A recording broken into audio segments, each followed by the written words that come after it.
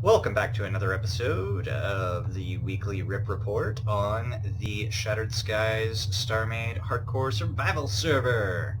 Last time I was doing a speed build of this harvester, a not so speedy speed build. It actually took about a couple hours to get out, and it's still not technically complete. And the last portion of the video was corrupted. So here it is. As you can see, there's not actually a whole lot that's changed. Except for this giant cannon. It's a rapid-fire AMC cannon. I guess it's a little bit redundant. AMC is cannon in the word. And these this is actually a double-stack swarm missile pod. So it does a pretty good job of the swarm pods take out the pirates. And some overdrive on the back for speed. You can see I just started kind of slapping stuff on here near the end because I just wanted to get the efficiency up. But the swarm pods take out pirate shields, and the cannon is actually a stacked small waffle, stop cannon. So it's got about 20% stop effect on it, but the real gem is the fact that it's got several groups of cannons stacked one behind the other. I can even kind of go through the bottom here and show you it runs all the way back. There's the stop effect. And the great thing about this is that because the physics on the server include or use the Newtonian physics, when you kill a pirate, they keep moving, and sometimes it can be kind of hard, especially if you kill them from a ways away, to figure out where their loot cloud dropped in comparison to where they are now, because they're still going. So what this does is the stop cannon stops the pirate in their tracks, and I have enough shield and recharge to absorb the damage. And while I absorb the damage, I core the pirate and then salvage away like the entirety of the pirate with the giant salvager block. And then I just bump the core away, the overheating core, and poof, loot cloud right there. So it's pretty effective for getting loot. But instead of finishing this one, I've read some of the recent forum posts about optimizing salvagers and learned a lot of stuff about salvage beams that I did not know, and I won't be covering in this video because it's kind of a long post. I may try to link it in the description if I remember to grab the link. So this guy's actually going to be a relatively temporary build. I'm not going to finish it all the way. And I'll take what I've learned from this. I like what I did with some of the asymmetry. I like the coring cannon. The swarm missiles, I may actually swap out for something else and use the stop effect cannon to stop a pirate in its tracks, and then maybe a ion beam or something to drop its shields, and then switch to the cannon, back to the cannon to end it and core it out. So we'll go ahead and continue on in the weekly whip. No work on the catalyst in the last week. I haven't really been using it. The bomber got disassembled, as well as the part of the station that it was on. I didn't really like where it was going. It was a little bit big. And I've been having trouble trying to find a build style that I can fit to all of my ships, or at least a group of my ships, because I've been wanting to do kind of a themed style build. Especially since I've got this giant carrier reactor down here, which you guys have seen earlier, but of course I don't have a shell for it yet, and I don't know how I want to theme my shell, so I figured I would try to do some other smaller builds first, and we'll get into that a little bit. But now you can see I've got quite a bit of change going on in the reactor room. Of course, it's still very in progress, but I've got these catwalks installed now with the hazard striping. I'm still questioning if I've gone a little overboard with the hazard stripes. I'm not 100% sold on the way that looks right now, but I do like the metal grate walkways and using the thruster decoration, or thrusters as decoration. I also have over here on this side the kind of a beginning layout for stairs up and down from the catwalk, just kind of as a placeholder for now to get an idea of where it would be, how big it would be, things like that. But yeah, the reactor room is starting to look a little bit better. I really should probably be flying around in here with a joystick so I could get better shots. And I should have, yeah, up here is going to be the a little bit of an observation deck for the reactor room. I figured that was a pretty decent vantage point. So yeah, I've got this giant reactor room, and I didn't have any idea what direction I wanted to go with this ship. It's still just a reactor room and, you know, an idea at this moment. I've also got the rotating bits are now installed, and I've just kind of got, that's a rough shape. That's definitely not going to be the end shape. I'm going to make some kind of interesting, you know, reactor containment, you know, magnetic containment field thing. So, but I figured that'd be a good start, something to kind of mess around with. So I ended up building and scrapping like 3 or 4 other ships, including scrapping the Photon torpedo bomber. And the other night, I was kind of frustrated. I was kind of upset, and was just trying to build things. Kept scrapping and kept scrapping and kept scrapping.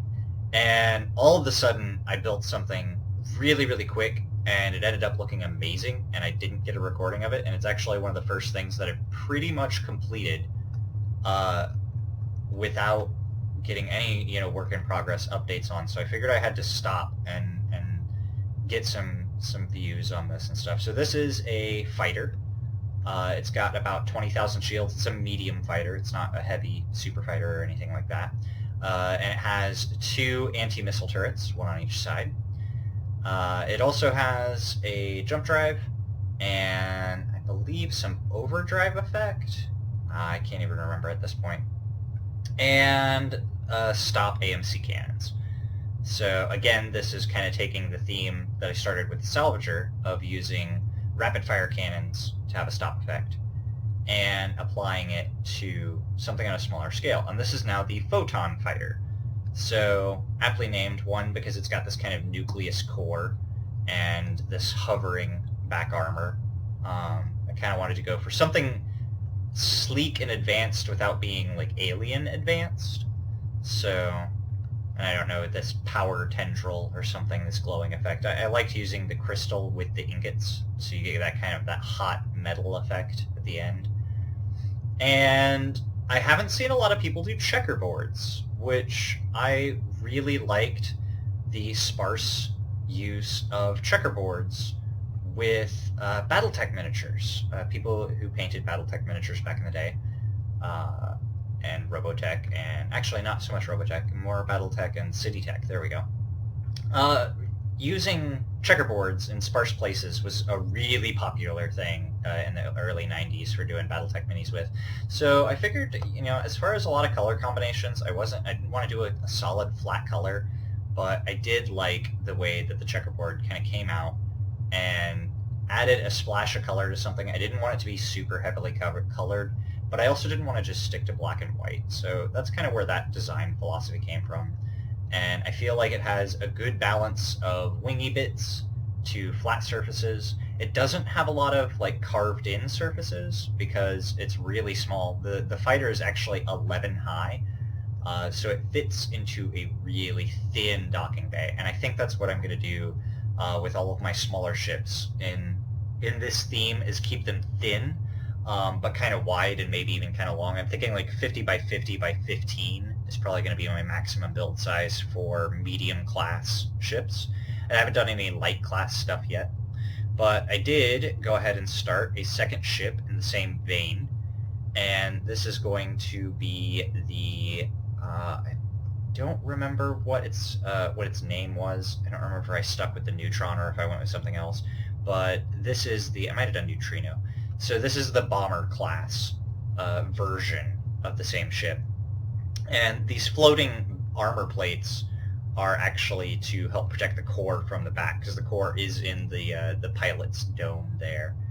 So, and we may hop out and look at that in the other one there. But yeah, this is the bomber version. And I figured that I would stop and kind of show it off, because these I've been able to build this is just probably about 30 minutes of work last night, 45 minutes of work last night. While I was kind of sitting over the top of the fighter, I'd spawned the second one in and was like, okay, now I need to make a bomber. So I was on a real roll with building these. So I figured I would stop and kind of show that off. and the next look that you get at the bomber, it'll probably be done. So, but there's actually it's all advanced armor for my fighters right now. And I can eke in here. Yeah, a tiny interior, little captain's chair, medical storage, a couple computers. So, or a pilot's chair, if not really a captain at that point. And fairly thick armor runs through the center of the ship to keep it from being cored so easily. So, as a fighter, it's pretty well armored. It's not as heavily armed because it is, I think it's just under 4,000 blocks, I want to say.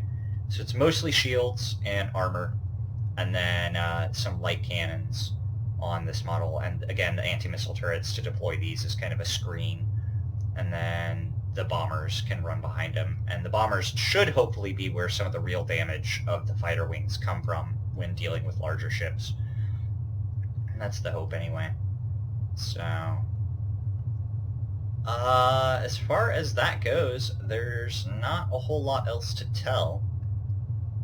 We did have Prosper come in briefly, and I'm not even sure what that's called or what it is, but I know he was working on that. And then I have not seen Zektar since the last update, so it's a little bit of a short whip report for now, but I did want to get it recorded and jot it down because I'm really excited to keep working on this bomber, and I really want to get it done and updated and finished out and spawn another one in. And I don't know what ship I'm going to build next, but I do want to build kind of an entire fleet. I would like to build one or two of a ship in every category, and hopefully by that point I'll have a good enough idea about the shape and the idea and the style of my builds that I can take this giant monstrosity down here on the bottom that's just a massive core room and turn it into something that looks, you know, like some kind of capital ship that fits the fleet style and the dynamic. I don't know if I'll be releasing these to the Starmade dock. They're not, you know, really all that great in my eyes as far as they're not heavily optimized for combat. They're kind of combat heavy.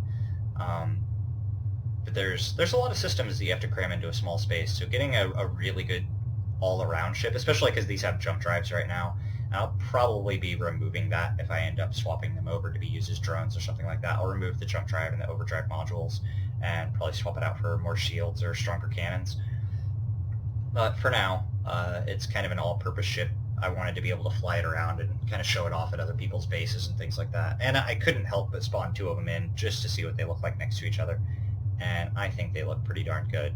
So leave your comments, your opinions, your suggestions in the description, and let me know what you think of the Photon medium fighter, and give me a little bit of feedback. See what you think. But yeah, so that'll do it for this weekly whip report, and I will talk to you guys again soon.